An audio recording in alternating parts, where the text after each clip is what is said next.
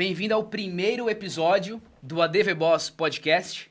Esse podcast que foi criado por mim para falar com a jovem advocacia, para ser algo prático, dinâmico, sem muito juridiquês, mas algo verdadeiro e preciso.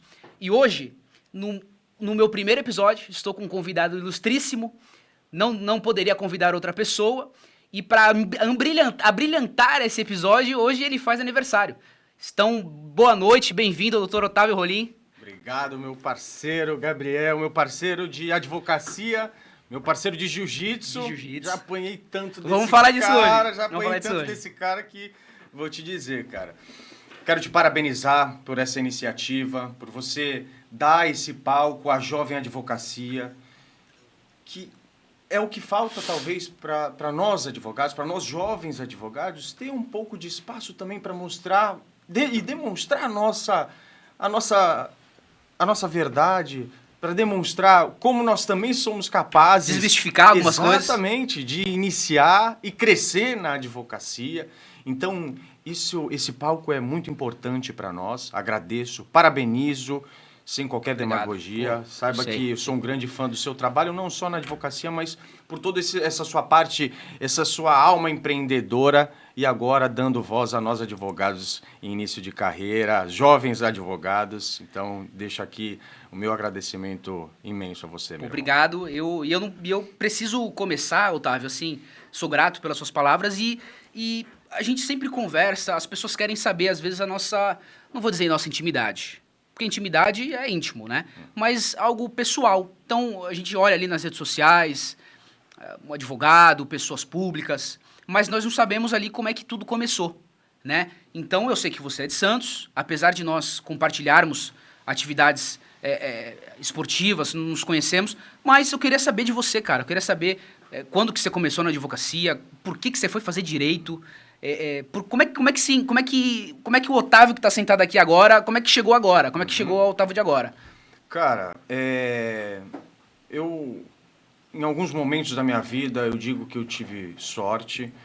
Sorte porque pessoas fundamentais apareceram na minha vida, mas ao mesmo tempo eu também soube aproveitar essas oportunidades que apareceram. Confesso a você que nunca fui o melhor dos alunos da faculdade, essa é a verdade. Tive nas matérias que diz respeito ao direito penal, ao processo penal, eu tinha Sempre teve essa afinidade? Sempre. Desde a época de faculdade, sempre curtiu o direito penal, processo penal? Sempre. Eu tinha um grupo de amigas ali que todas, quando tinha prova de penal, vinham todas... Tirava dúvida contigo. Pegava vinha atrás e a gente começava. E o contrário também era verdadeiro, né? As demais matérias direito era eu empresarial, tributário... Cara, era eu atrás de alguém, não tinha jeito. E aí, me formei... estava numa fase da vida em que, para mim... Que ano que tu se formou? Só pra gente contextualizar, para ter uma noção. 2015 eu me formei. Tá, 2015. E eu estava numa fase da minha vida, trabalhando no jurídico da Unisanta, da universidade que me formei aqui em Santos. Só que eu me vi estagnado. Na minha cabeça, para eu evoluir, precisaria passar muito tempo. Eu, ao mesmo tempo, via que... Caramba, acho que tem tanta coisa que eu deixei de fazer porque comecei a trabalhar muito cedo. Eu iniciei minha vida no mercado de trabalho aos 14 anos.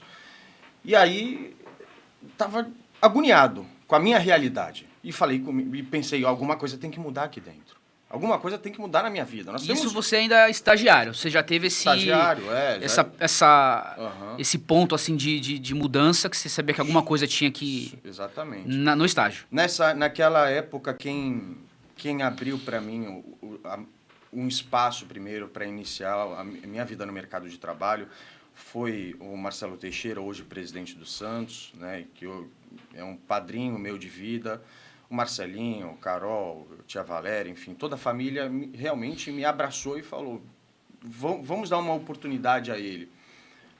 Porque, ao mesmo tempo, eu tinha uma vida financeira com a minha mãe, né, muito difícil.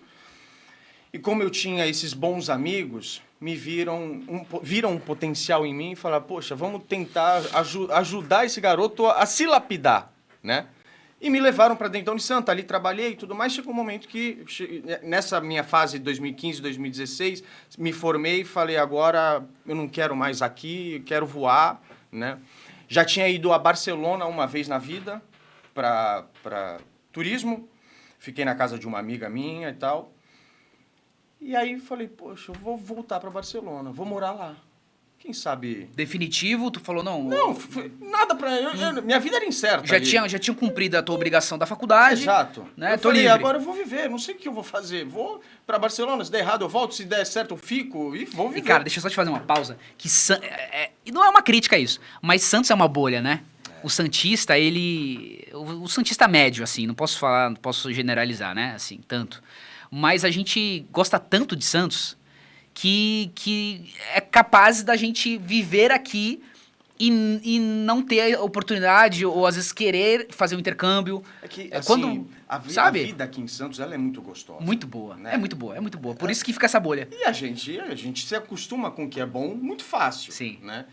E se você pega a vida das pessoas em São Paulo e compara com a vida das pessoas aqui em Santos, é completamente diferente. Lá, se você vai almoçar em qualquer lugar à tarde, né, na hora do almoço, você vai ver aquela muvuca, o pessoal falando e tudo mais. Aqui chega quinta-feira, sexta-feira, já é uma paz, um silêncio total. É verdade. Porque a gente está acostumado a ser um pouco mais... Talvez isso seja até bom, no final das contas. Lá na frente, o Santista viva mais do que o paulista. Com certeza. Né? Porque essa correria também, uma hora, ela cobra o seu preço, óbvio, né? Então, e é justamente por isso, e no decorrer da nossa conversa eu vou explicando que eu tento dar esse balanço, né? A saúde e a vida profissional, o trabalho, a carreira. claro, não dá para ser só uma coisa ou só outra. Não dá, Tem que não achar um como. equilíbrio. A gente tem que achar um Sim. equilíbrio para isso. E aí você foi lá para Fui Barcelona. para Barcelona, fiquei lá quase meio ano, uma etapa inexplicável da minha vida, que eu não me arrependo nem um pouco. Talvez, se eu não tivesse tido esse período em Barcelona e começado a minha carreira na advocacia antes, hoje eu estaria 2, 3 anos mais avançado, Entendi. com os mesmos 32 anos que eu estou. Uhum. Mas, ao mesmo tempo, foi um aprendizado de vida. Foi uma vivência que eu tive ali de pessoas, de cultura, de vivência mesmo, com tudo que a gente não tem aqui. E me proporcionou viver aquilo sozinho. Passei perrengue, porque, no final das contas, quando eu falei para o Marcelo Teixeira, olha, eu quero sair, ele não acreditava. Falava, não, ele está blefando porque ele quer um aumento. E eu contava com o meu FGTS, contava com o meu seguro-desemprego para poder ir. E já estava com passagem comprada. Aí ele falou, filho, depois a gente conversa. Aí eu, puta que eu pariu, e agora? Cara? Semana seguinte, eu ia viajar 2 semanas depois. Falei, tio, então aquela conversa lá... Já falei com o Marcelo Henrique, que era o chefe do meu setor. Ele vai conversar com você, a gente vai te dar um aumento e tudo mais. Eu falei, não, tio... Eu não quero aumento, eu quero... eu vou viver, eu vou... Aí ele falou, então, você quer ir? Ele faz assim, você quer ir? Então vai. E fui. Lá, como disse, vivi um período incrível da minha vida. Passei muito perrengue, porque como demorou para sair essa minha saída efetiva da Unisanta, tudo também acabou retardando, né, no que diz respeito às minhas verbas rescisórias, enfim, o seguro-desemprego e tudo mais. Então, cara, fui para lá na cara com a coragem. Com orçamento reduzido Reduzido quase zero, cara, entendeu? Totalmente sem planejamento. Talvez, se fosse fazer isso novamente hoje... Planejaria um ano. Ia planejar, talvez eu ficasse mais tempo, aproveitasse com mais tranquilidade, porque ia ter um dinheiro, ia ter uma reserva ali. Isso proporciona também, faz com que a gente consiga viver de forma mais tranquila. Sim, uma segurança ali, né? Claro, a partir do momento que a gente está neurótico, na falta de alguma coisa, a gente vai viver pensando nisso. Verdade. Até adoece a mente. Exatamente. Aí a gente não consegue aproveitar aquilo que realmente está na nossa frente, né? As oportunidades, enfim. Então, feito isso, passei esse meu período lá em Barcelona, extremamente engrandecedor na minha vida, de maturidade também. Voltei com uma vida totalmente incerta, mas formado em Direito. Não tinha OAB, eu tinha passado na primeira fase e a segunda foi quando eu já estava em Barcelona. Cara, que loucura. Muito louco, cara. Que loucura. Cara, insano. Quando voltei... Voltou, deu tempo pra voltar na... Nada, se tu zera a segunda, dá pra fazer repescagem? Não, tive Não tem nem que fazer repescagem. de novo, não tinha. Não teve repescagem. Não, tive que fazer tudo de novo. E aí, na época, eu gostava de fazer eventos, eu fazia uma festinha ou outra. Falei, cara, eu acho que eu vou... E é legal, o evento... Eu já trabalhei com evento. Porra, o evento, É legal. ele coloca o ego do cara lá em cima. A gente não tá ganhando R$1, Mas tira uma onda. Mas todo Pô, mundo... eu já fiquei, pra ter ideia, eu já fiquei numa pista premium do paddock na Fórmula 1. olha aí. E Cara, trampando com isso aí, velho. Então... Semenzato do meu lado, tava tirando uma onda. Exato. Essa parte do entretenimento, ela é interessante, que ela te coloca em lugares sem você ter R$1 no bolso, Da que hora. você jamais estaria. Tinha um cara que trabalhava lá, que tu olhava o Instagram dele, tu falava, bicho, esse cara é milionário. Mas ele trabalhava com evento e tava em todos os rolês, pô. Cara, todos. é maravilhoso, porque assim, cara, você faz o evento, é o teu dia, cara. Você é a estrela da noite. Então, assim, porra, todo mundo quer ser seu amigo, É e a mulherada também, porra, vai ficar atrás de você. É teu momento, né? Só que aquilo passa. Passa. E quando passa e você toma um prejuízo, porra, é doído, cara. Eis que eu tomei o primeiro prejuízo grande da minha vida, eu me lembro até hoje. Foi uma festa que eu fiz, eu tinha uma festa chamada Farra Nossa, que eu fazia com 2 amigos meus, o Lucas Duarte e o Vini Lino. Vini até é jiu-jiteiro, tá na... É o Vini que... O Vini, o Japa. Filho do Banha. Eu conheço. Ele, Claro. ele Faixa preta da Aliança, faixa dá aula na preta, Califórnia, ele né? tem a academia dele agora. Isso. E aí, sempre foram meus irmãos e a gente tocava essa festa e foi aumentando. E aí, nessa parte pós-Barcelona da minha vida, eu lembro que eu fiz uma festa em parceria com o Moby Dick, com o Ale Ramos, na época, que era dono do Pirajá. Fizemos essa parceria e o Ale Ramos, ele era empresário até hoje, do CPM 22. E a Farra Nossa tinha uma pegada meio que mistura de tudo, mas mais voltada ao pop rock, assim. E aí nós, porra, Ale, vamos fazer essa parceria? Vamos fazer essa Farra Nossa junto e tudo mais. Vai ser legal e tal. Pô, vamos. Só que eu cheguei pra ele e falei, Ale, o negócio é o seguinte, meu amigo, eu não tenho R$1. Não tinha dinheiro. O negócio de fazer evento quando eu voltei de Barcelona era pra zerado, viver. tava liso. Era pra viver. E aí, pô, vamos fazer. Cara, aí começou. Era uma festa para 5.000 pessoas. O meu máximo que eu tinha feito era 1.000. Totalmente desorganizado, um negócio que... E eu fui vendo, para te dar um exemplo. As festas que eu fazia tinham um orçamento de 30, 40 mil reais. Essa daí foi para 200 mil. Cara, era coisa que eu não sabia de onde estava vindo. Aí começou, e não vendia. É isso que a festa foi bonita, foi legal, só com prejuízo de 60 mil reais. Dividido entre as pessoas que estavam organizando. Eu e o Mob e os meninos. Cara, cheguei e falei pra eles, pro Mob Dick, falei, eu não tenho como, não tenho não tirar. Aí eles falaram, vamos fazer o seguinte, assume a quinta-feira aqui, a nossa quinta-feira, e a partir daí a gente vai abatendo. Cara, assumi a quinta-feira, era uma pior que a outra. Tinha dias que, dava vergonha de andar lá dentro, porque era uma... Cara, que vergonha. Porque quinta-feira, quem é que sai de quinta-feira? Foi o tempo que a galera saía de quinta-feira. Cara, eu acho que assim, a gente é da mesma faixa etária, né? Eu sei que antigamente era mais comum... Bom, não sei também, que hoje em dia eu não saio também, então não sei. Mas parece que o pessoal mais velho... Não sai não.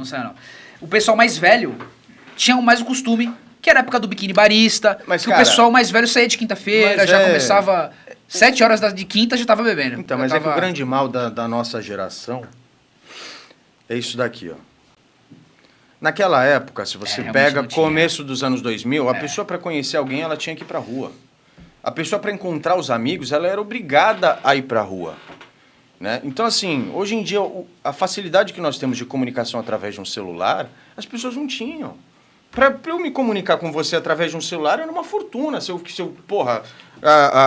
O tanto de mensagem que a gente troca através de uma conversa WhatsApp, via celular, esquece.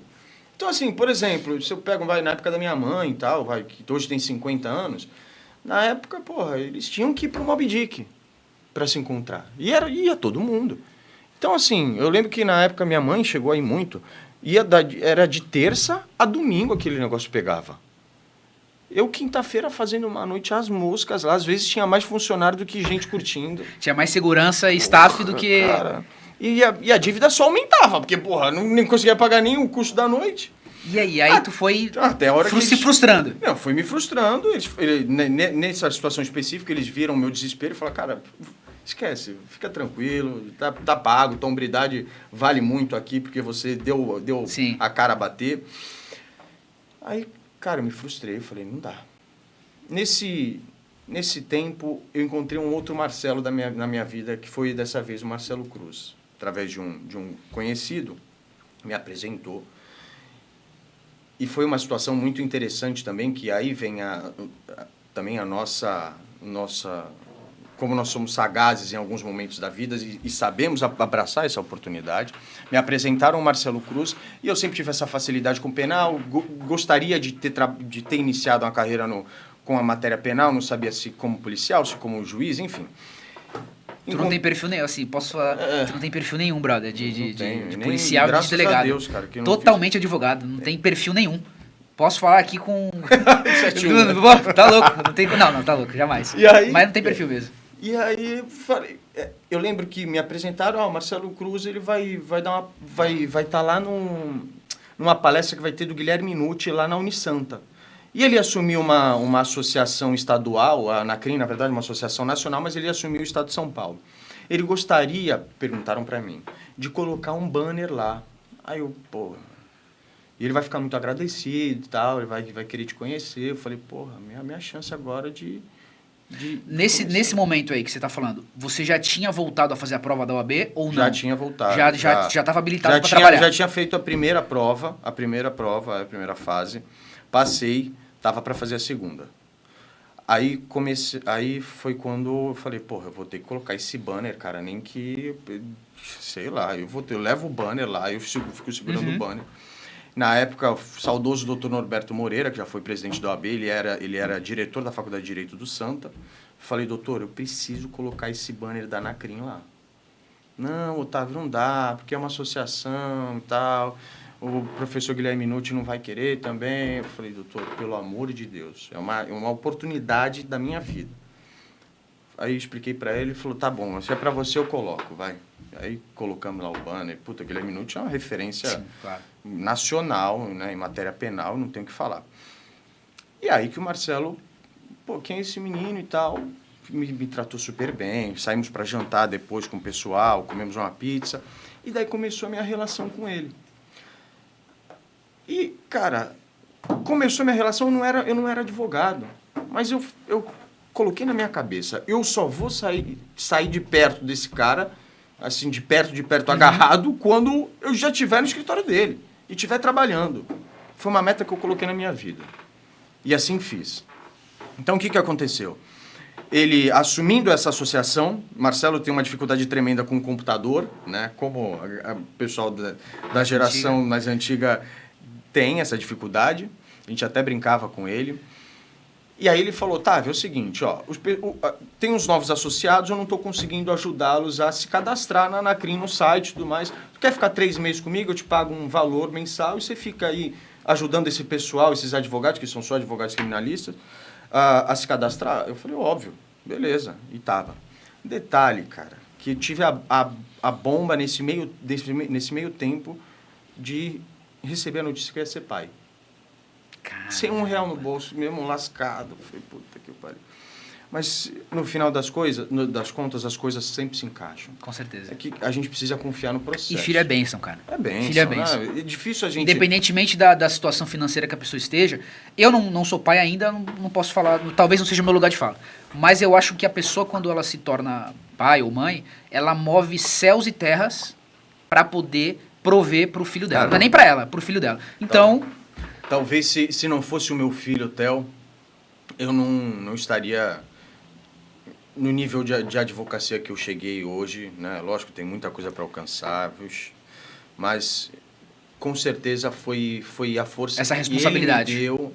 Exatamente, essa responsabilidade que fez eu ir atrás, eu persistir, bater cabeça e persistir até que eu conseguisse, me estabilizar na advocacia. E nessa época com o Marcelo Cruz foi dessa forma. Tive lá uma grande escola de advocacia até o momento que eu vi que era o meu momento de sair. saí para crescer. E aí, com frio na barriga para entrar na sala dele para falar que eu ia sair, puxa, eu já tinha falado para todo mundo, o escritório tava um clima tenso pra caramba, porque fiz amigos de Sim. vida lá também, né? E outras vezes também para muitos, e aí talvez entra um momento difícil de decisão, né, para as pessoas, que talvez para muitos ali era o ponto final. Ali era o Real Madrid, Exato. né, o time, né, o principal, só que para você era apenas um ponto de início, né? Você queria... Cara, eu acho que as pessoas... Eu ter saído não é mais mérito para mim ou menos mérito para quem fica. É tudo uma questão de perfil e a gente tem que saber respeitar o nosso perfil. Não adianta se eu não tenho um perfil de, poxa, de ser empreendedor, de ser dono do meu negócio, querer só porque está todo mundo fazendo, né? Talvez eu vá me frustrar. E se eu entender, poxa, qual é o meu perfil? O que eu tenho de melhor? Pô, eu tenho melhor, sei lá, fazer peça. Eu não consigo, não tenho a desenvoltura de tratar com o cliente, tudo mais, meu negócio é fazer peça. O cara que entende isso, pô, ele vai ser um puta de um advogado dentro do perfil dele.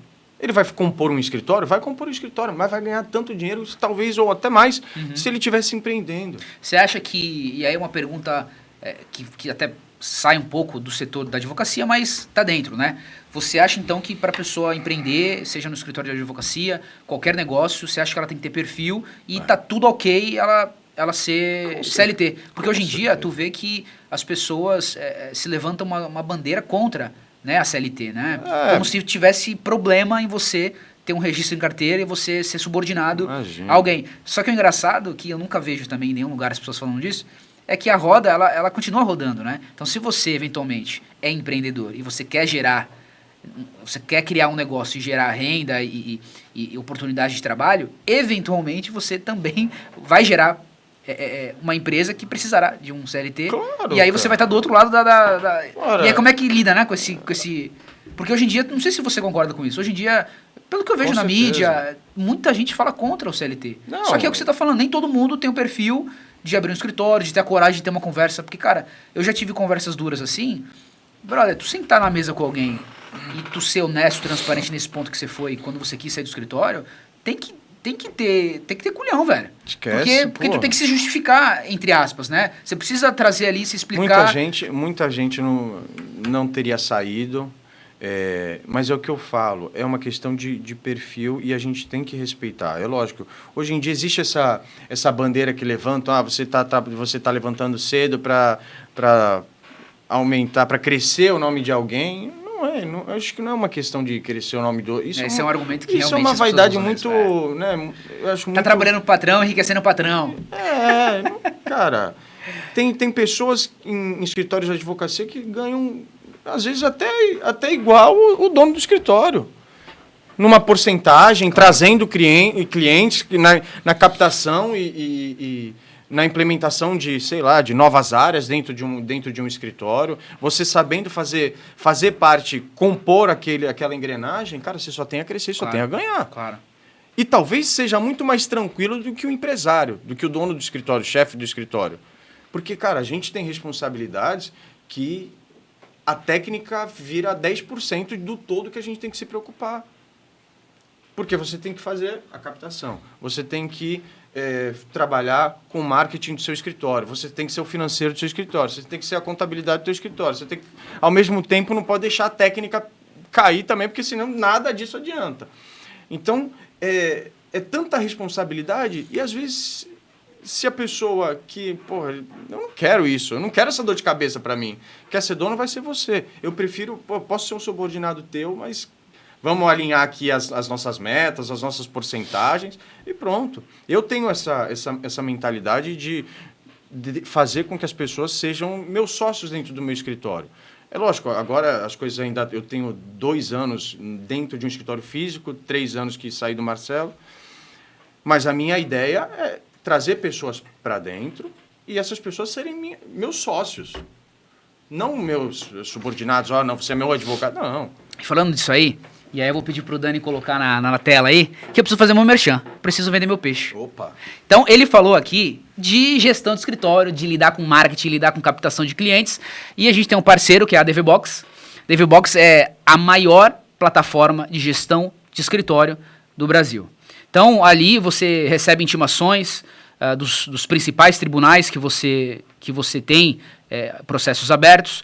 Você consegue fazer o controle financeiro, né, fazer cobrança, emissão de boleto, tem convênios com a Asas, que você consegue ter toda essa vinculação e ter um controle maior. Então, como o Dr. Otávio aqui disse, essa é a maior dificuldade do empreendedor e do gestor do escritório. E a DVBox é uma parceira e ela está aí para isso. Então, eu vou deixar o link na biografia e também o QR Code está aparecendo na tela para você. Então, você pode pesquisar, pode ver e, sobretudo, eu preciso fazer uma ressalva. Por que a DVBox é a maior plataforma de software do Brasil? É tão engraçado, Otávio, que ela, além de promover e ter um software só para o escritório, ela também promove o próprio advogado. Então, tem campanhas no sentido de dar cursos, seminários, ensina gestão de escritório, enfim.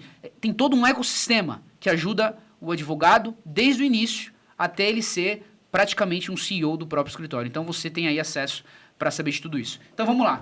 Você percebeu que a parte técnica, ela, não vou dizer que fica de escanteio, a gente não pode dizer isso. Imagina. Mas você percebeu que, caramba, eu tenho funcionários que dependem de mim, colaboradores, parceiros, eu tenho aluguel para pagar, eu tenho, enfim, uma folha de pagamento, como eu já disse.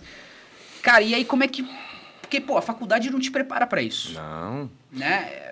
Como é que tu lidou com isso aí? Porque tem uma pressão, tem um grande peso nas tuas costas, porque famílias dependem de você, né? Cara, isso vai muito de uma...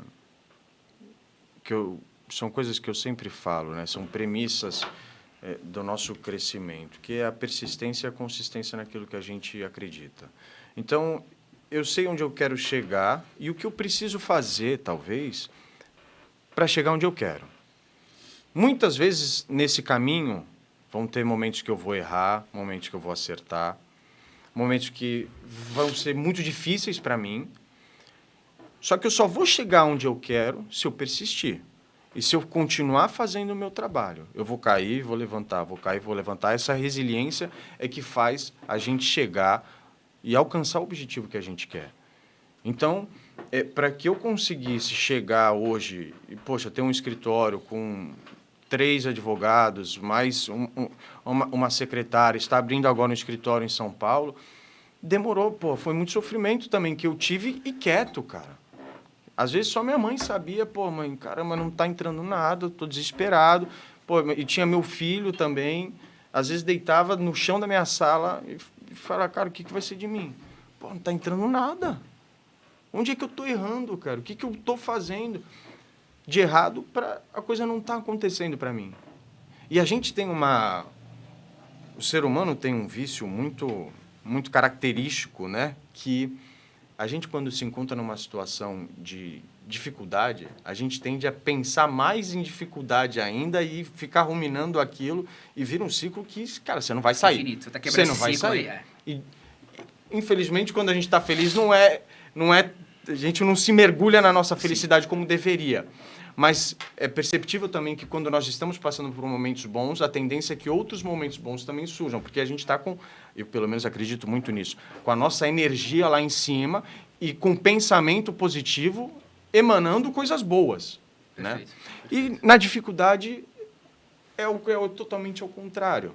E faz com que a gente fique naquela solidão, na maioria das vezes, fragilizado e pensando só naquele momento específico que nós estamos vivendo e esquecemos tudo de bom que está em volta.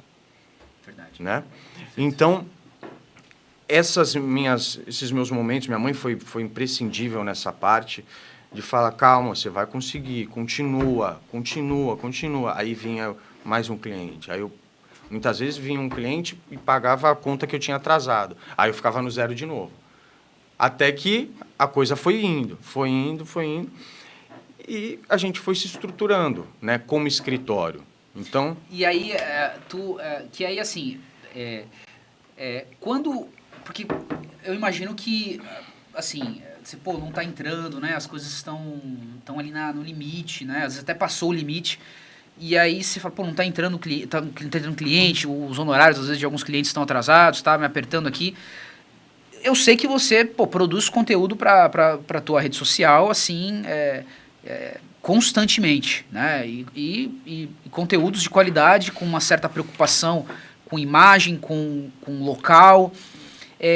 Foi daí que surgiu, dessa dificuldade, que você percebeu que precisava se posicionar digitalmente?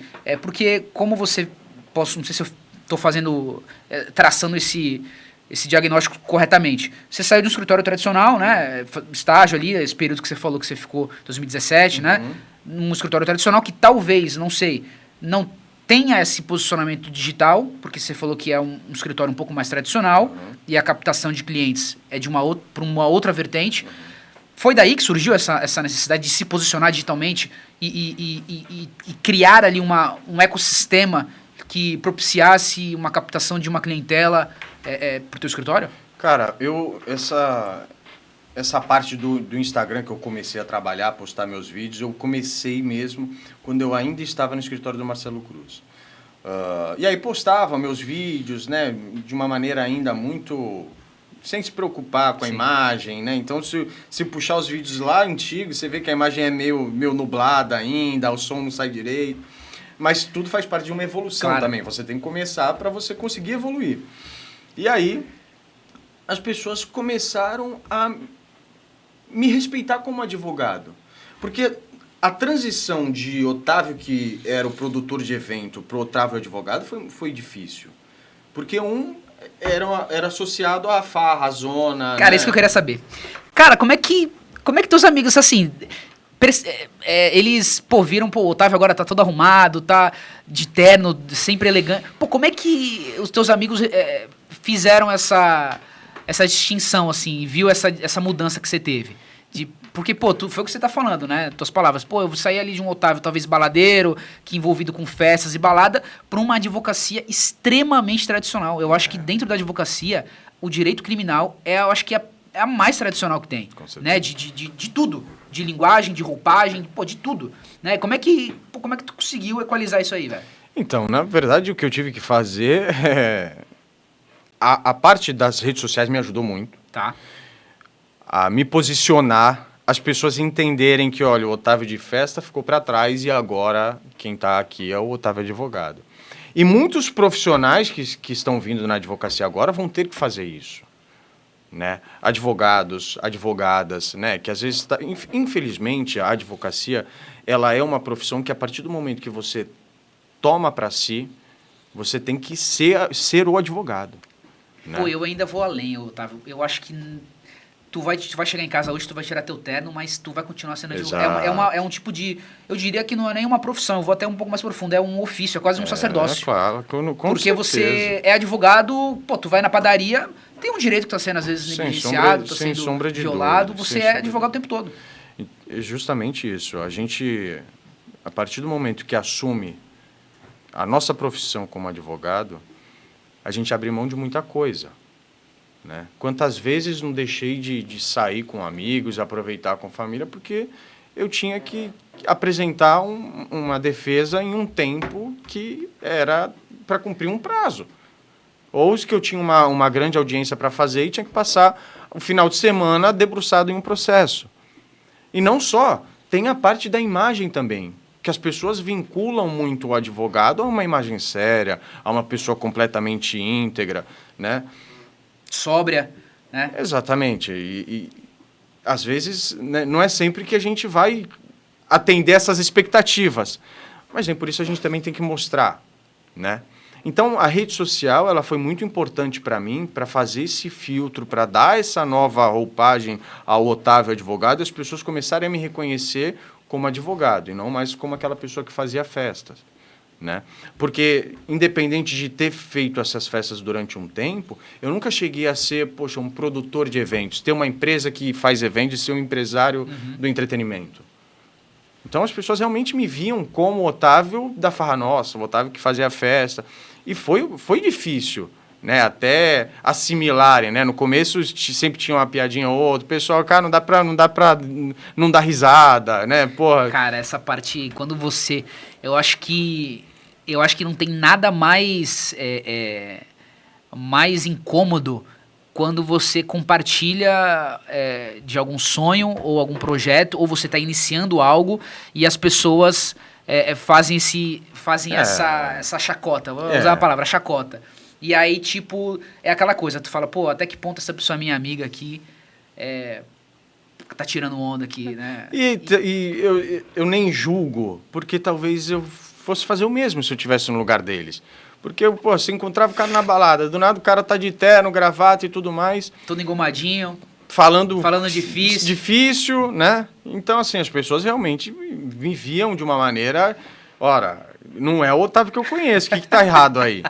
Até que foram vendo que não é uma coisa passageira, né? Não era um personagem. Não era um personagem, que realmente eu amadureci.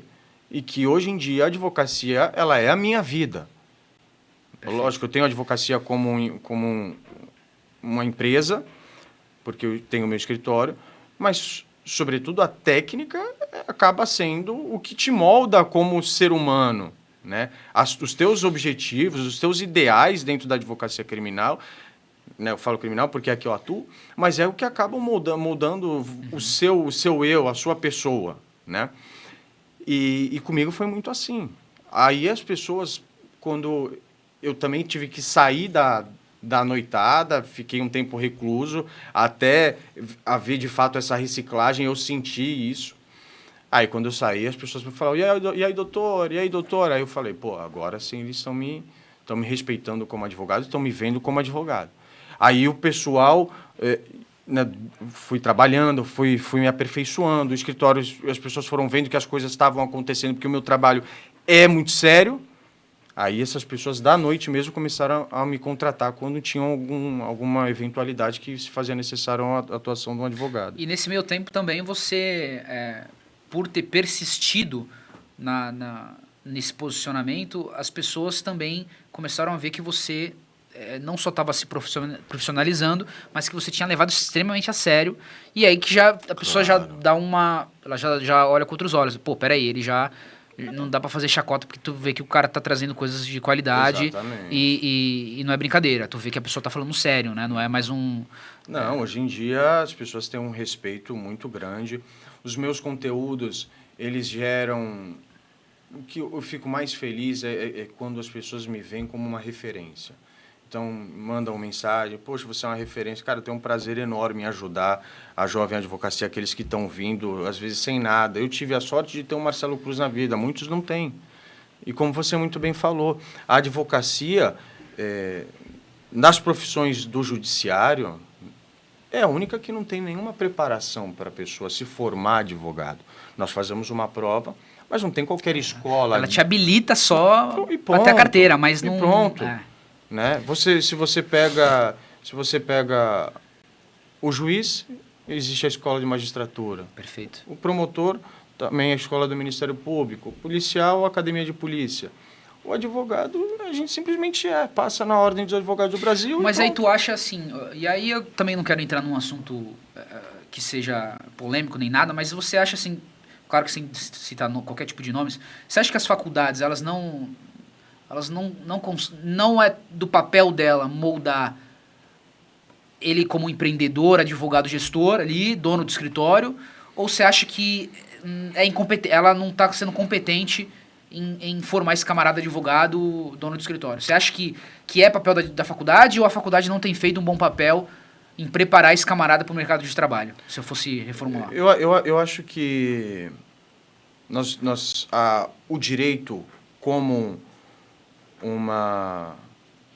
uma profissão, né, em si, as profissões do direito são profissões que vêm de uma época muito tradicional, em que era o bom, o certo, o correto era você crescer, fazer uma faculdade, se formar, ter um emprego sólido, casar, ter filhos, depois se aposentar e tudo mais. A advocacia, quando ela vem no sentido empreendedor da coisa, ela vem como um total rebelde, né? Dentro de um ciclo de pensamento antigo. Né?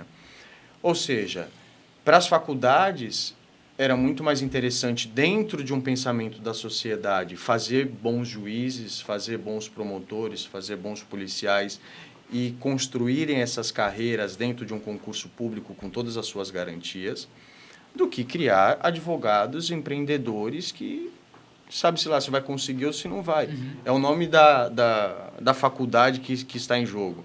E, ao mesmo tempo, eu acho que para as faculdades é muito mais interessante, né, ter uma média boa em concursos de aprovação em concursos da magistratura, em concursos do Ministério Público e da Polícia Civil Federal, do que bons advogados. Principalmente os criminalistas, que nós, na maioria das vezes, quando nós temos êxito no nosso trabalho, a sociedade se volta contra nós. Perfeito. Né? Mas, ao mesmo tempo, é como eu comparo a advocacia criminal, os nossos êxitos, como o vilão de novela. O vilão de novela, se ele está fazendo bem o trabalho dele, cara, ele não vai conseguir sair na rua porque ele vai ser odiado.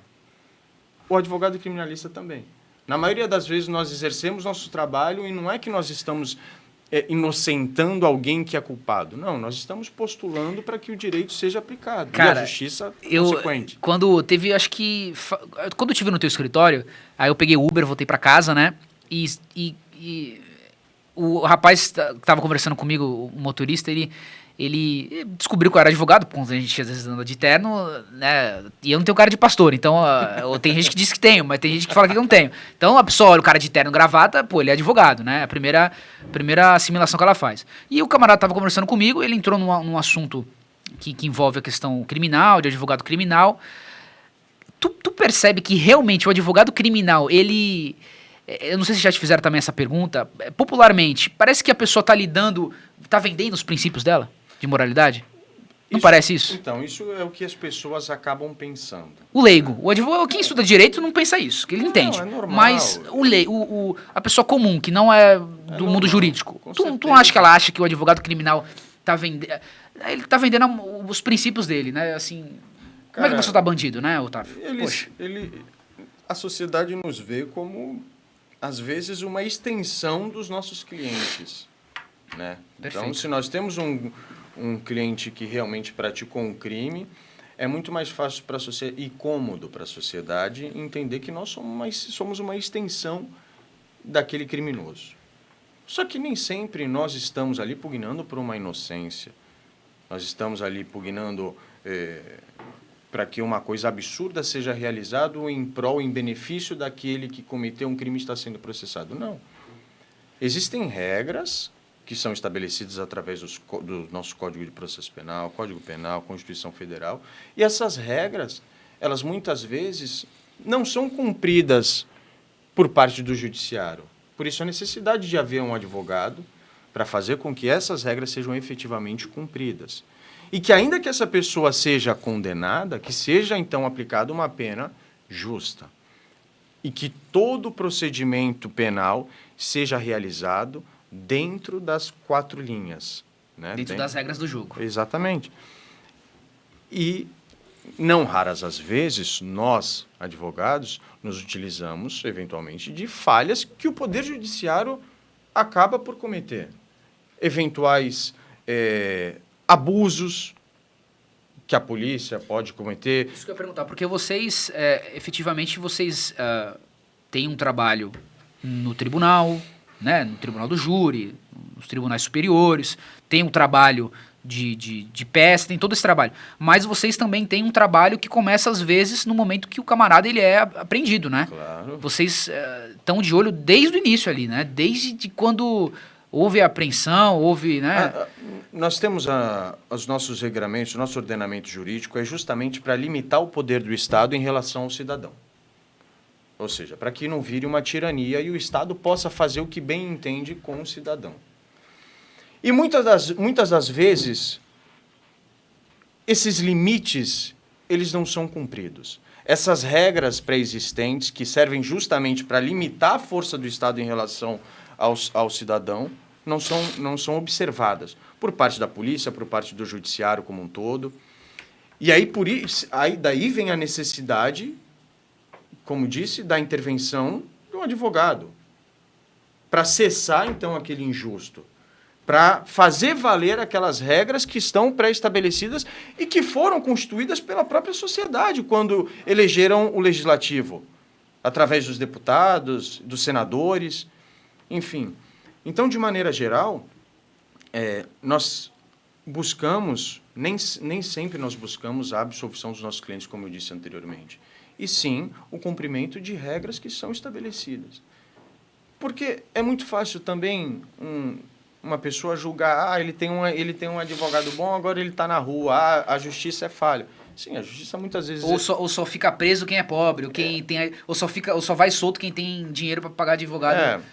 Infelizmente, essa ainda é uma realidade muito verdadeira, né? As pessoas que não têm condição, né, no âmbito criminal, de constituir um advogado, são defendidas pela Defensoria Pública, que tem brilhantes advogados, brilhantes defensores públicos, só que uma demanda absurda. É demanda reprimida. Absurda. É jogar gelo. Exatamente. A maioria das jurisprudências pró-réu, pró-sociedade, na verdade, porque quando eu falo pró-réu, são regras que estão sendo cumpridas. Então, é pró-sociedade. São provenientes da atuação da Defensoria Pública. Então, tenho que registrar aqui também o brilhantismo do trabalho da Defensoria Pública. Só que, ao mesmo tempo, também eles lidam com muitos processos, né? Fazendo com que não consigam se aprofundar nas minúcias de cada caso, que um advogado, obviamente, constituído vai conseguir, porque tem muito menos trabalho. Um advogado de boutique, como é o nosso escritório, como existem outros que trabalham com poucos processos, mas processos de qualidade no sentido financeiro, enfim, de conteúdo também probatório. Então, a gente acaba tendo um olhar até tempo a mais para lidar e para se debruçar naquele determinado caso que estão nos constituindo, que estão nos confiando a defesa. Então, acaba que, às vezes, passa neste mundaréu de processos da Defensoria Pública e não conseguirem dar uma atenção especial a cada um, algumas coisas acabam passando, né? E injustiças acabam sendo perpetuadas. E você acha também, assim, que dentro da... Lógico, tem o volume todo que você comentou,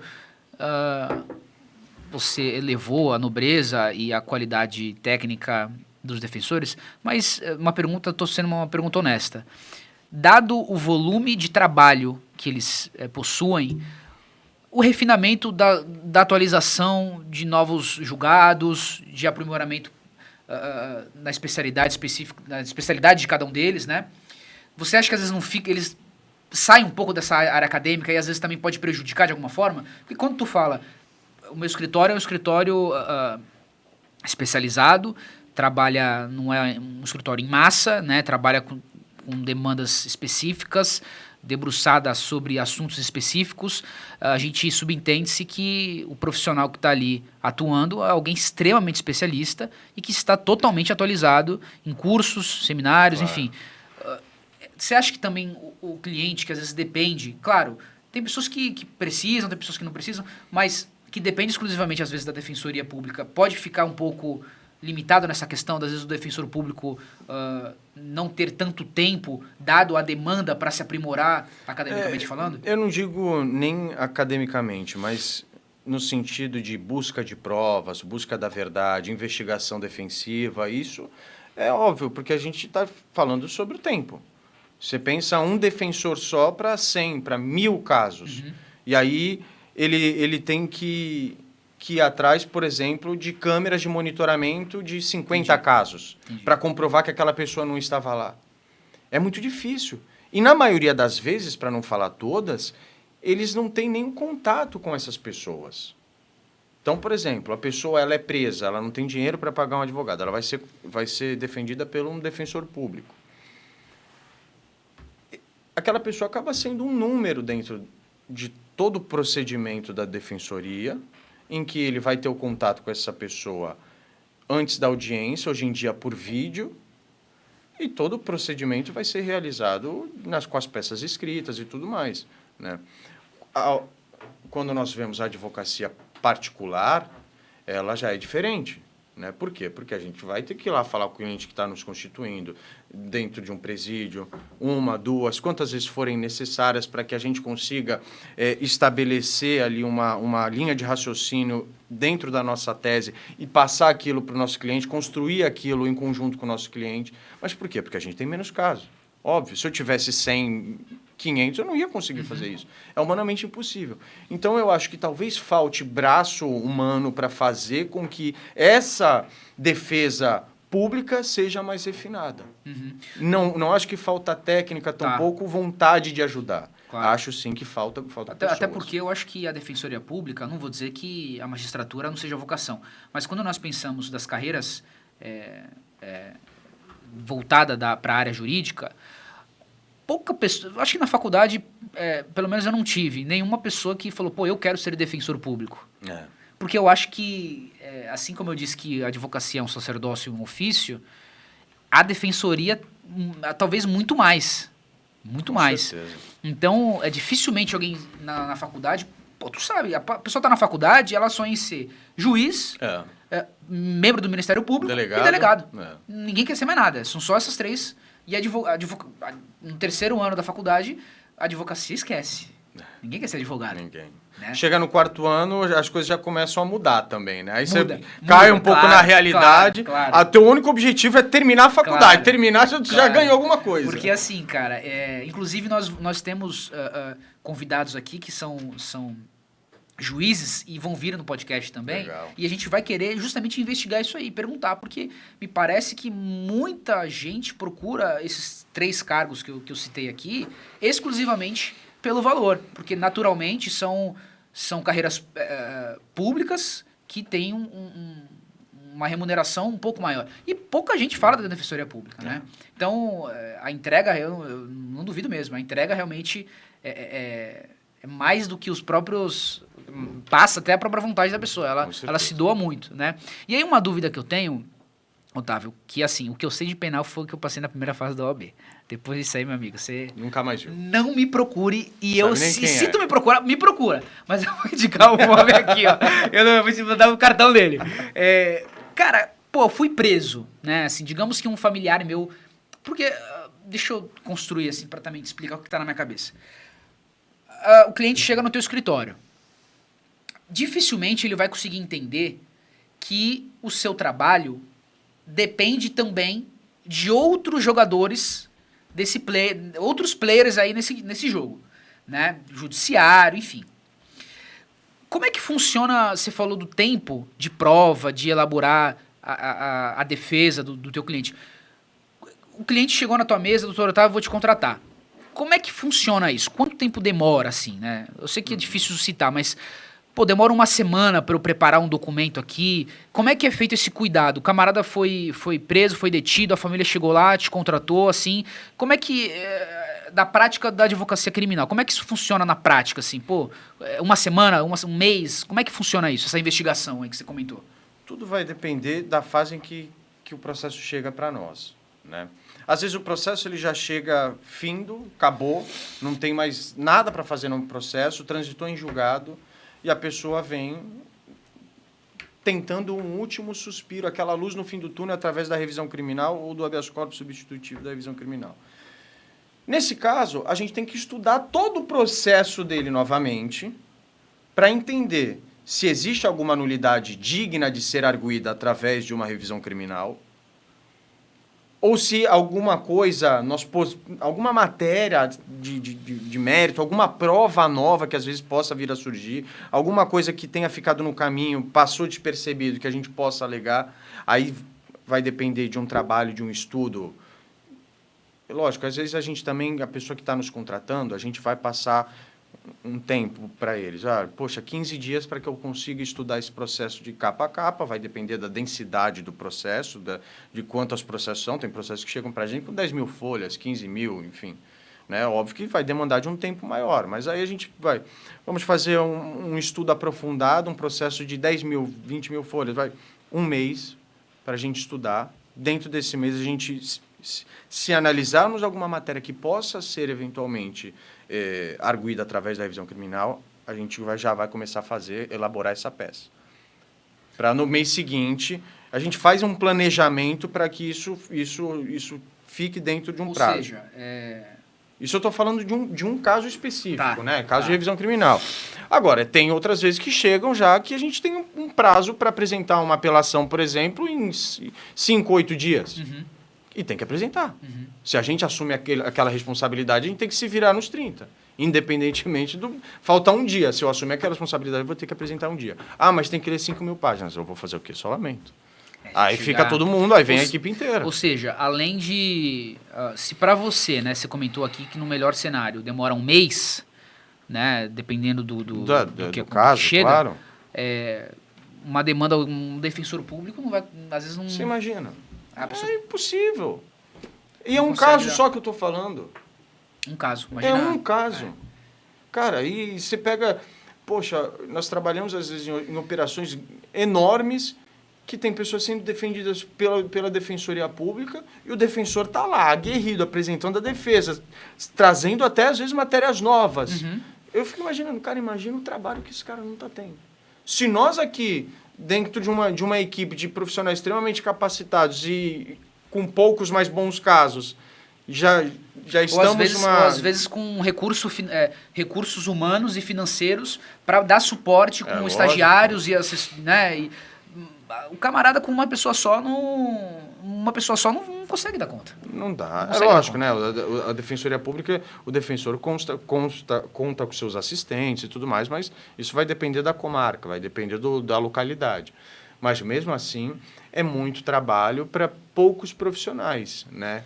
E, além da questão financeira também, de investimento na Defensoria Pública, que poderia ser muito maior para que os defensores consigam trabalhar e até produzir, né, mais, isso atinge diretamente a justiça como um todo e a sociedade de forma indireta por consequência.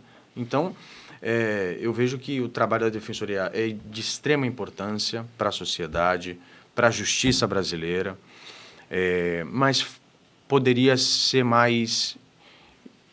ter um investimento melhor por parte do próprio Estado, né? Para que volto a dizer, para que essa engrenagem gire de maneira mais justa.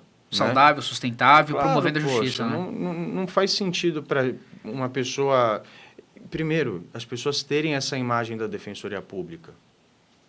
Porque é uma imagem completamente injusta. Perfeito. Porque são excelentes profissionais. A maioria, as pessoas que passam na carreira para ser defensores públicos são pessoas que estudam tanto quanto para a magistratura e Ministério Público. Que isso, cara. Né? Então, absurdo. Cara, eu conheço defensores que são máquinas do direito e fazem das tripas coração para conseguirem atender a todos de uma maneira digna. Perfeito. Entendeu? Perfeito. Doutor Otávio, a gente está quase chegando ao fim, né? Temos poucos minutos aí e eu queria tocar, ainda que brevemente, num assunto que eu vi nas suas redes sociais que você, junto com alguns colegas, vão fazer um curso, né? Salvo engano, um curso de oratória. Isso. Né? Voltada para a área criminal. Como que é isso, né? Como que é isso? Por que nasceu essa necessidade? E como é que você desenvolveu também, né? É claro que aqui nós estamos tendo uma conversa descontraída, né? Sem muito juridiquês, tudo, mas quando necessário, né, a gente consegue virar a chave, né? Claro. E como é que, primeiro, você conseguiu se desenvolver nesse sentido, né? E qual que é o propósito?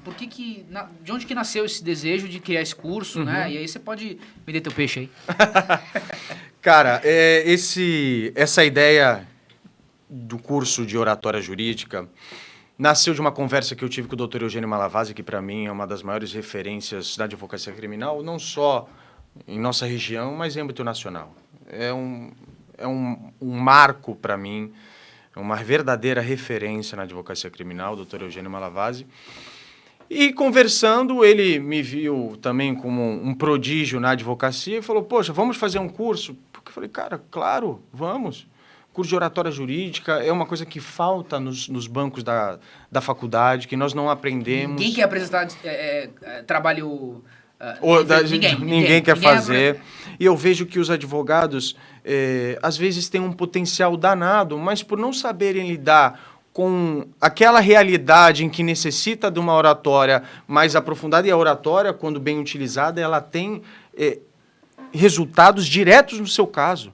Se você souber usar a sua argumentação dentro daquela esfera, dentro daquele âmbito do judiciário, com certeza você vai ter resultados muito mais... A sua possibilidade de ter resultados positivos vai aumentar absurda, de forma absurda. Então, assim, surgiu essa nossa ideia de fazermos esse curso de oratória jurídica, e aí o doutor Eugênio Malavasi chamou o doutor Bruno, que do escritório dele, da equipe dele, também um brilhante advogado, que tem uma oratória também magnífica. Nós ainda estamos numa fase de preparação, vendo datas, como serão os moldes do curso especificamente, mas a ideia é que a gente passe para o advogado, ou até mesmo para o estagiário, para o estudante, até profissionais de outras áreas, né? Como lidar com esse bicho de 7 cabeças que às vezes parece ser falar em público, né? Cara, isso aí que acaba sendo a nossa ferramenta de trabalho, a oratória. Principalmente na advocacia criminal, nós temos que saber se utilizar da palavra, mas, ao mesmo tempo, passar a nossa informação com qualidade. Fazer com que aquela pessoa que está nos ouvindo entenda e vá de acordo com aquilo que a gente está trazendo de argumentação, né? Então, por exemplo, se nós formos falar em uma sustentação oral, nós temos que saber que nós estamos falando frente a desembargadores, a ministros, e não só falar, mas convencê-los. Convencer é o mais difícil, né? Claro, existe uma série de circunstâncias que vão fazer a sua oratória ser efetiva. É que você acaba se preocupando não só com conteúdo, evidentemente, que é a primeira... começa por aí, o conteúdo, né? Mas depois você tem que tirar os ruídos da comunicação, né? E a comunicação tem muitos ruídos. Né? Porque nós temos no exercício da nossa advocacia diversos momentos em que nós vamos se utilizar da oratória. E que cada momento ele cabe um tipo de argumentação, um tipo de forma de argumentar. Então, por exemplo, se eu vou falar com um desembargador, ou com um ministro, ou com um assessor, é uma pegada que eu vou ter de fala, né? É como se fosse mais uma conversa, eu explicando os pontos mais relevantes e tudo mais. Quando eu vou falar em uma sustentação oral, eu tenho que ser mais enérgico para demonstrar a minha indignação, não só para um especificamente, mas para todo aquele grupo que vai julgar, seja lá um habeas corpus, uma apelação. Então, é importante, e isso a gente vai passar nesse curso, né, os momentos em que nós nos utilizamos da oratória como ferramenta de trabalho na advocacia criminal e como que nós vamos se utilizar dessa ferramenta. Saber como exercícios de respiração, por exemplo, saber como conter a sua emoção, conter o seu nervosismo antes de fazer uma peroração oral, por exemplo, frente a um tribunal, ao STJ, ao STF, que isso também é muito importante para que você consiga passar a sua mensagem de forma tranquila, de forma límpida, de forma direta e atingir o seu objetivo.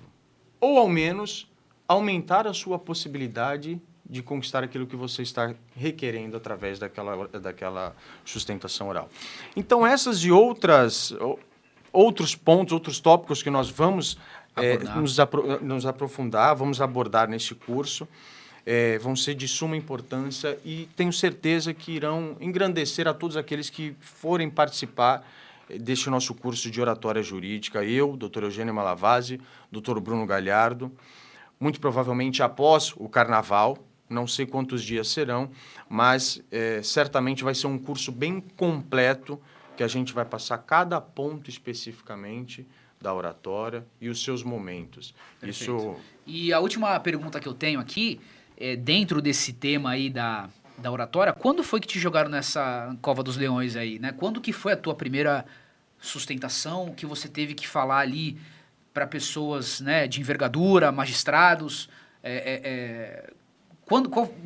Primeira vez, Otávio, essa aí tá na tua mão. Como é que foi isso aí? Dá um relato aí. A primeira vez que eu fiz uma sustentação oral, me lembro até hoje, foi na 5ª Câmara Criminal do Tribunal de Justiça do Estado de São Paulo. E, cara, é uma realidade completamente diferente de tudo aquilo que a gente já viveu. Porque nós imaginemos uma mesa deste tipo, mas maior, em que os desembargadores ficam sentados no entorno da mesa, o presidente, na maioria das vezes, na ponta, né, em um local mais alto, e nós, advogados, ficamos ali no outro extremo, com todos os desembargadores nos olhando e querendo saber, e aí, o que você trouxe pra gente? É um momento que, cara, passa o frio na barriga, passa um filme na tua cabeça, passa de tudo. E eu me lembro que foi um caso que eu até estava ajudando o tio de uma amiga minha. Era uma situação de extorsão. Tomei pau nessa sustentação oral. Foi um habeas corpus até. E, cara, foi um momento para mim muito difícil. Muito difícil mesmo, porque eu fiquei muito nervoso. Eu via o Marcelo fazendo sustentações orais das mais brilhantes e aquilo me encorajou a querer fazer aquela sustentação oral. Só que quando a gente chega naquele momento em que pergunta, doutor, o senhor dispensa o relatório? Dispenso. O senhor está com a palavra. Zera tudo. Parece que você vira uma criança. Cai o chão. Você esquece tudo. Cara, então, assim, aos poucos, né, você vai criando os mecanismos que mais sejam pertinentes ao seu perfil, para que você consiga se acalmar e passar a informação que você quer, para que a sua sustentação oral seja efetiva. Eu, por exemplo, gosto de chegar antes na sessão de julgamento, né? De sentir aquela energia, aquela atmosfera, aquele ambiente, né? Aquilo vai entrando e você vira parte daquilo. É como aqui. Eu não estou nervoso para falar com você porque eu estou à vontade. Eu fiquei, viu? Você até parece. Porque eu estou à vontade. Então, assim, quando você faz parte daquele ambiente, você está ambientalizado com aquela situação em específico, a coisa vai fluir melhor. E aí você consegue ter uma noção, uma visão panorâmica de tudo que está acontecendo. E por que isso é importante? Porque às vezes você está falando para um desembargador e esse desembargador não está prestando atenção no que você está falando. Perfeito. Né? E se você está nervoso, você vai fazer aquela coisa de forma muito robótica. Se você está mais leve, ou pelo menos consegue colocar em prática esses exercícios que vão, no decorrer da sua fala, vão te tranquilizando, você vai pescando, poxa, aquele desembargador ali, ele não está prestando muita atenção, mas eu preciso captar a atenção dele. Aí você fala, desembargador tal, como o senhor já decidiu e tudo mais, que é normal. Os desembargadores, eles estão na sustentação oral, ou ministros, né, e estão ali analisando o processo, estão vendo, enquanto isso você está falando. E às vezes ele não está prestando atenção em pontos cruciais que você está levantando. E você só consegue ter essa visão mais aberta, mais ampla, quando você está realmente focado naquilo e está mais tranquilo. Quando você está em paz, né? Quando a sua mente está focada naquilo, sem estar com questões internas de nervosismo, que muitas vezes acabam fazendo com que a gente esqueça coisas básicas. Verdade. Como, por exemplo, chamar um desembargador, um ministro de você. Meu Deus. Aí a coisa vai ficar feia. Acontece. Né? Eu queria estender essa conversa, porque tinha alguns tópicos que eu queria falar. Vai fazer uma outra, né? Vai ter que voltar. A gente vai ser várias. Com quantos anos você tá? Com 23? Puta, com 24 ele volta. Ano que vem ele volta. 23. Eu queria falar do jiu-jitsu, que é algo que eu queria falar. Mas só para colocar um ponto em vírgula aí nessa última fala do Dr. Otávio, eu vim de contexto religioso, contexto cristão, né? Então, eu particularmente, eu nunca tive problema em me comunicar. Uhum. Por quê? Porque você cresce dentro da igreja, você cresce dentro de um ambiente religioso, os seus pais frequentam, você acaba estando em contato com essa prática, né? Nos cultos, né? Nas missas, aí, quem é católico. Então, eu, por ter vindo de um contexto religioso, isso já me facilitou muito. Numa audiência, conversando com o cliente, porque também o cliente percebe quando você não comunica com segurança. Então, eu tive uma certa facilidade. Não vou dizer que eu não fico com frio na barriga, porque quando eu falei que eu fiquei com frio na barriga pra falar contigo, eu fiquei com frio na barriga. E aí é algo até interessante que depois entra no jiu-jitsu, mas isso aí deixa pra depois. Tem um livro chamado Respire, do... Fábio Gurgel. Não é do Fábio Gurgel, do Fábio Grace. Gurgel é agora, do Grace. Do Grace, lá, esqueci o nome dele. Que é Respire. Uhum. É um dos bambambam lá. Sei. Cara, eu esqueci, eu li o livro em dezembro, eu esqueci o nome dele. Mas qual que é a moral da história, né? Que ele fala justamente sobre o controle da respiração. Hoje eu tava vindo pra cá, sabendo que eu teria o primeiro episódio do podcast, começa a ficar nervoso, frio na barriga, Mas é que... pensar coisa pra caramba. Só que aí quando tu tem uma consciência de que é a tua frequência de respiração, é a forma que tu tá respirando, e tu, pô, deixa eu controlar minha respiração. Brother, Isso é em tudo, a gente esquece que a gente tá respirando, porque é algo natural. E aí, nesses momentos, a gente precisa lembrar que a gente tá respirando, porque aí a gente consegue deixar e suavizar. E aí a gente consegue colocar a cabeça no lugar, a mente consegue concatenar melhor as ideias, e isso tranquiliza. E aí, uma história engraçada, eu morei 2 anos nos Estados Unidos, né? Eu fui fazer intercâmbio lá, fiquei morando no Arizona. E eu fiquei 1 ano lá, não tinha conseguido emprego. No meu 2º ano eu consegui emprego.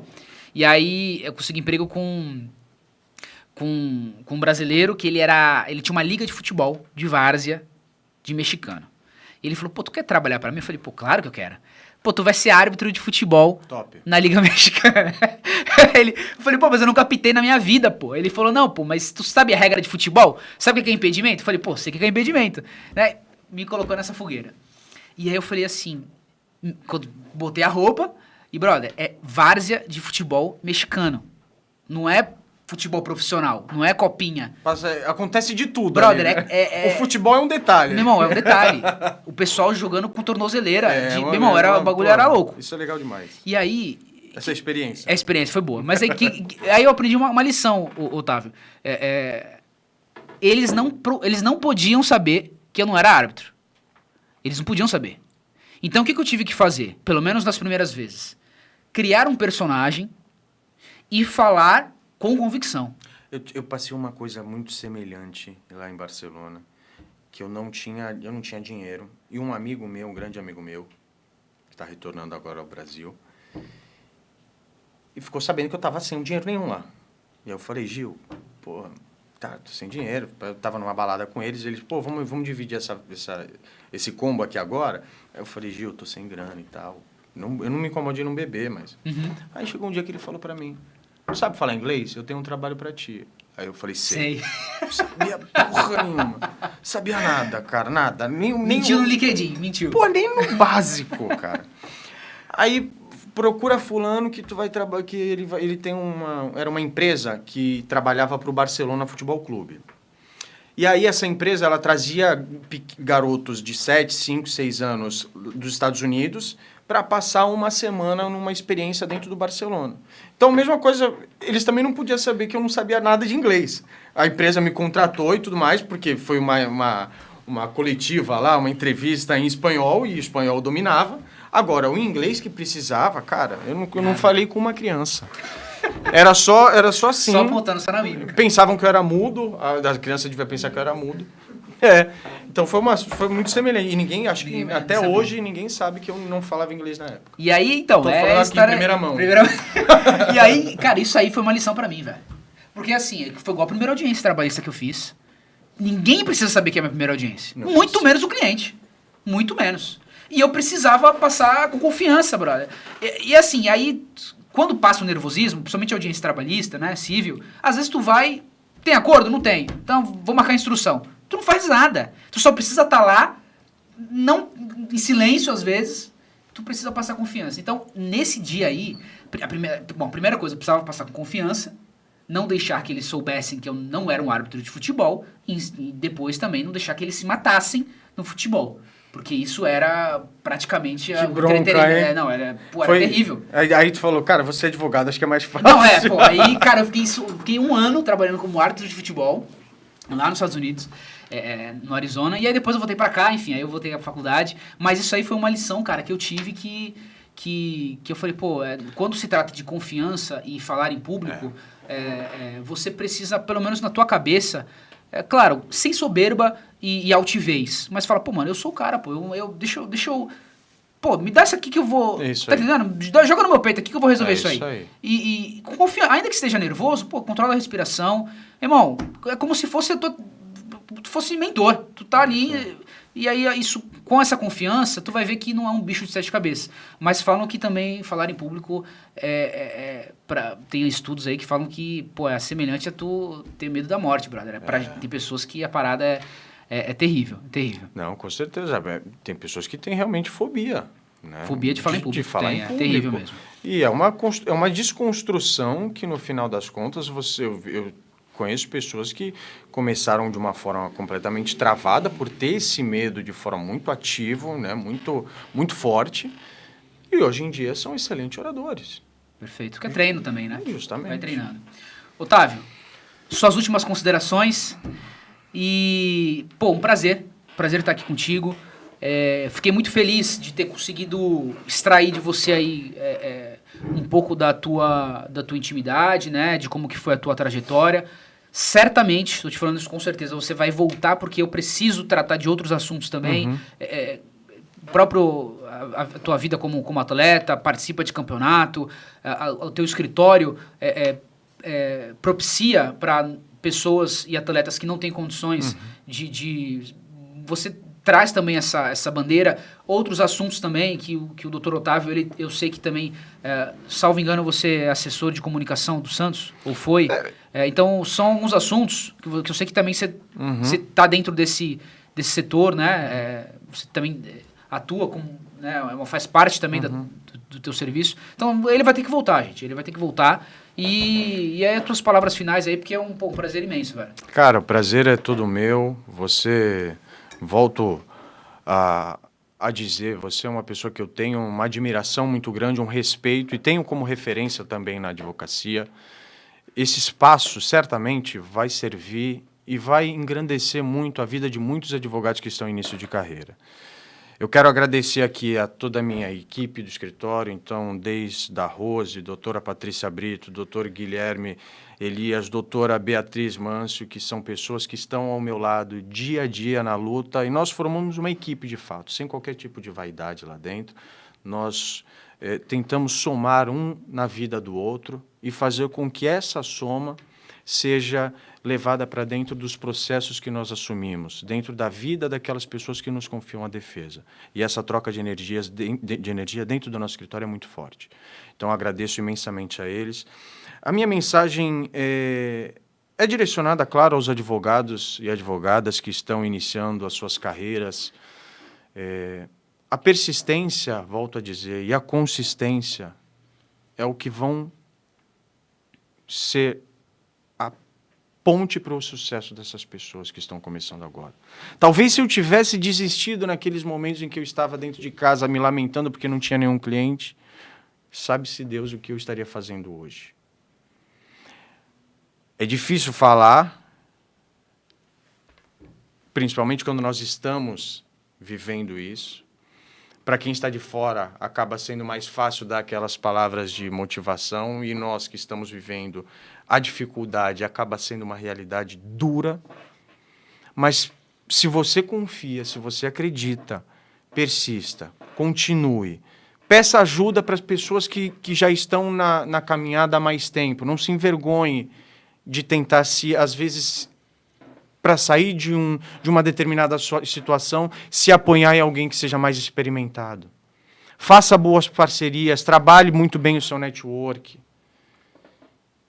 São pontos como esses que vão ser, volto a dizer, cruciais para que você obtenha o sucesso na sua advocacia. Hoje em dia, a advocacia ela vive um momento de muita desunião. De um tempo para cá, infelizmente, os advogados às vezes se veem como adversários e, na verdade, não é isso. Nós temos que nos unir. Assim como os outros órgãos são unidos, a advocacia também deve ser assim. Nós devemos estar um ao lado do outro porque nós comungamos das mesmas dificuldades. Nós passamos pelas mesmas coisas. Então, de maneira geral, agradeço a você, meu amigo, Espero que as pessoas gostem desse pouco que falei. Eu acho que nós temos muito que conversar ainda. Eu fico aqui à disposição de qualquer advogado que queira conversar, que queira ter uma dica. Eu também sou uma pessoa que, cara, muitas vezes eu preciso me valer dos que são mais experientes, claro. Nós temos que ter essa humildade. Só assim a gente vai crescer também e vamos evoluir. Então é isso, meu irmão. Muito obrigado. Agradeço mais uma vez. E sucesso nessa sua nova empreitada. Conte com este amigo aqui para o que precisar. Eu tenho certeza que já é um sucesso. Obrigado. Pessoal, então hoje foi o primeiro episódio. Espero que vocês curtam, né? Que comentem aqui também no vídeo abaixo. E é isso. É um podcast com pessoas entusiasmadas com a advocacia brasileira. Até a próxima. Tchau.